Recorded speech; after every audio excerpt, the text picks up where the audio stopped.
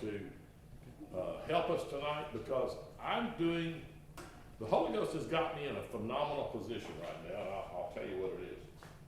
It's a position of making sure what we say, what we do, what we hear, and how we are involved in the kingdom is relevant, not only for our salvation, but for our growth as we represent Christ, okay? So I want to talk to you tonight about a couple things, and we've already discussed about precept. What's a precept? A precept is the beginning of the concept. I've had many precepts taught to me at 3:30 in the morning, just in the thought, just in this country, just like that, just bang. It'll drop in my spirit about something, and I'll in my mind, I'll walk that through to get to truth. Now, the precept becomes the concept, and the concept becomes literally the philosophy. Now, here's what the church has done. It's taken the philosophy and twisted the theology to support their philosophy. Now, that's what we're not interested in. So I want to lay some foundation tonight as to why Jesus, he said that my time has not come, and then he changed it later just before he was crucified and said my time has come. So I want to do something tonight. I'm going to show you. I've drawn it on the board tonight. You've got to realize that the Greeks, and we've talked about this, the Greeks had an idea.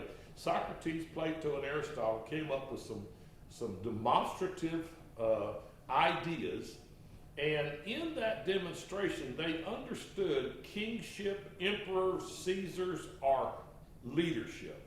And this is what they said.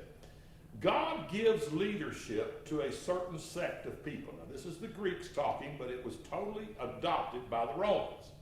If you were fair-haired, blue-eyed, had a sharp nose and a sharp chin, God put you and birthed you for leadership.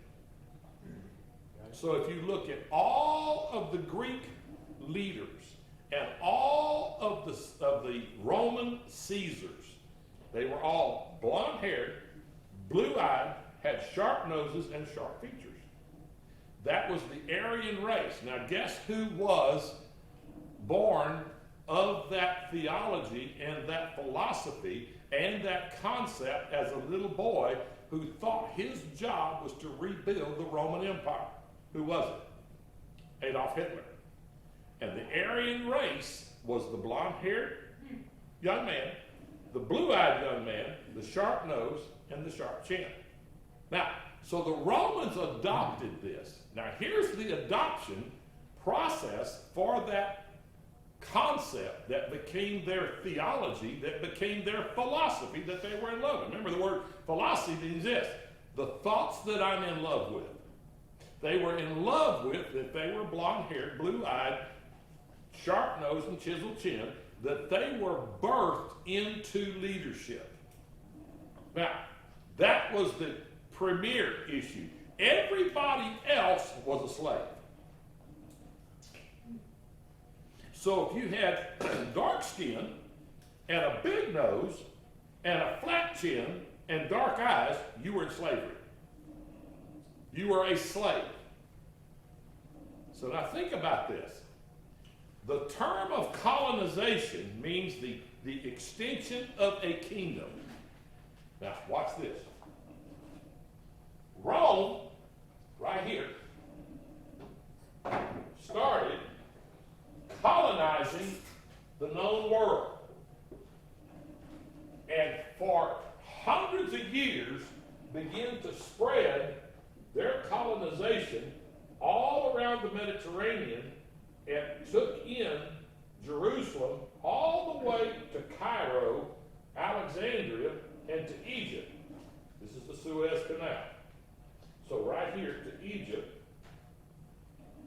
the Romans colonized all of this area. Now, then they took in all of the Italian, and then they took in Europe, and they pushed Europe all the way across the Mediterranean, out to Spain and to Portugal, and came back into Europe, took over England, and settled into Ireland.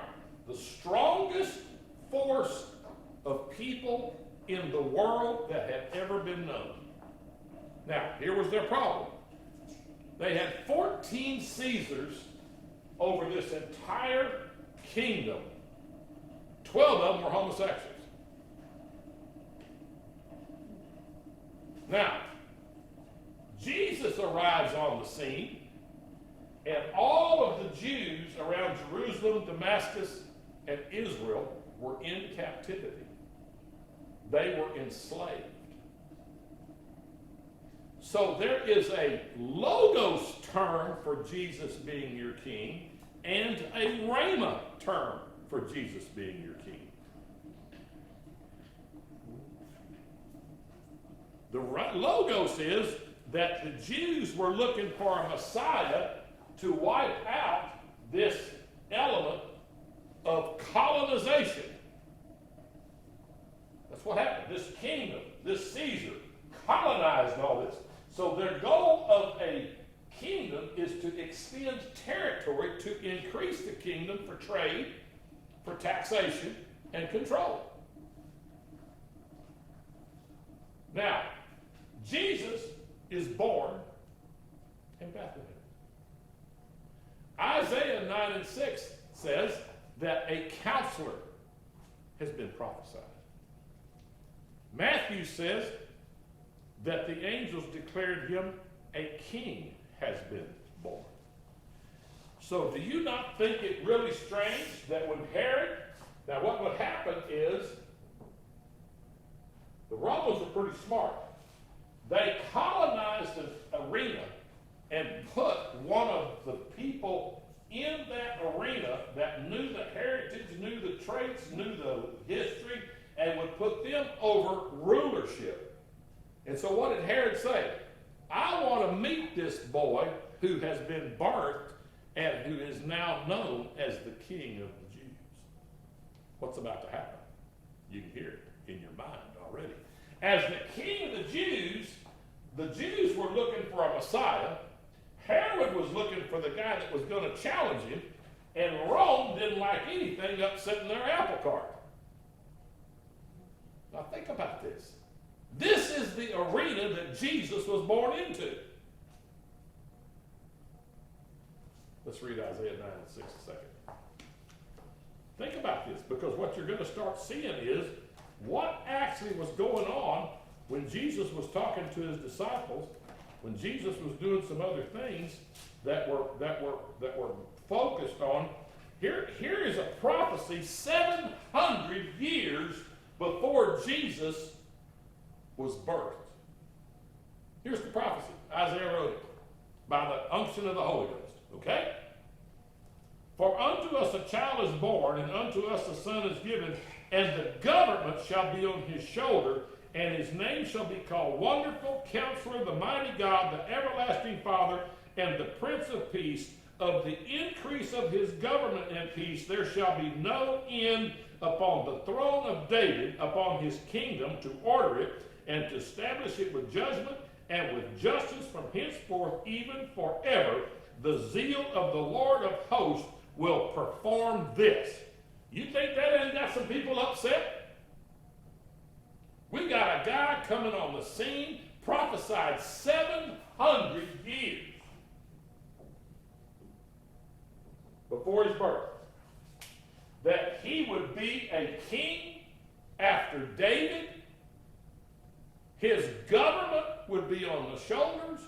He's literally going to bring peace where Romans had nothing but chaos. Wow. All of a sudden, the dimension of my King Jesus is taking on a whole new realm because of prophetic utterance 700 years before he was birthed. And I know he was birthed because I've got, and when you build a case, build it like a lawyer. Here we go. Let's start over to Luke 1. Luke 1. I'm presenting my case right now. Luke 1. For as much as many have taken in hand to set forth in order a declaration of those things which are most surely believed in us, even as they delivered them unto us, which from the beginning were eyewitnesses. Buddy, when you're building a case for something, go find the guy that's got the eyewitness involved. I got a Luke, a doctor. He's an eyewitness to the fact that this prophetic utterance 700 years earlier has just now happened in Luke 2. I got an eyewitness from a doctor who's not any person who doesn't know what's going on. He is in the upper echelon of the educated parties of this particular community. He is an eyewitness to the birth of a Jewish king. Wow. So all of a sudden, I've got a challenge. Herod wants to know who he is, and the wise men walked in and said, we want to know and see and be in front of and pay homage to this young man, our king. Hello? Herod knew and sent him. When they found him, they never went back to Herod because they knew Herod would be upset about it. Go read the story. So here's where we're going.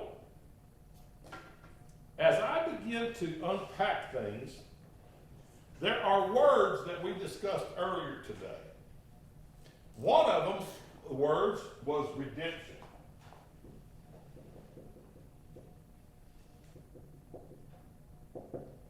The logos thing, the logos of this word is the redemption, was the redemption of the Jews and the Gentiles. And redemption means I paid for them. How did he pay for them? Why did he pay for them? Sin was the issue, almost. But the real issue to a non-believer was they were in slavery because the Roman Empire had taken them over. Hello?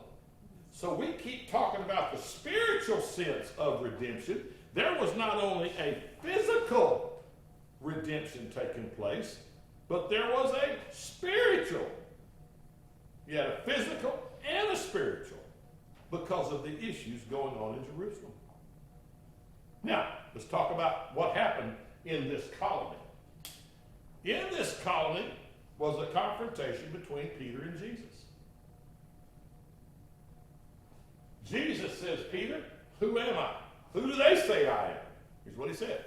Some call you John the Baptist, some call you Elijah, some call you Jeremiah. No, Peter, stop all that. Who do you say that I am? You are Jesus, the anointed one. Your name is Jesus, and your function is the anointing. What was Jesus' remark? Flesh and blood didn't tell you that. My Father which is in heaven told you that. Now here's the issue. Because of where I am, because of what I understand, and because I know what the word means, because the Holy Ghost and the Father has told you, he said, based on that fact, I am going to build my ecclesia. Now, this ecclesia is a political action committee based in Jerusalem, but the formation of it's going to be exactly that Caesar had in Rome. You always look at the types and foreshadows the Bible's trying to tell you. I'm going to build my political action committee called the church. We're going to deal with the politics of redemption of slavery. We're going to deal with the spiritual side of redemption of mankind. We're going to build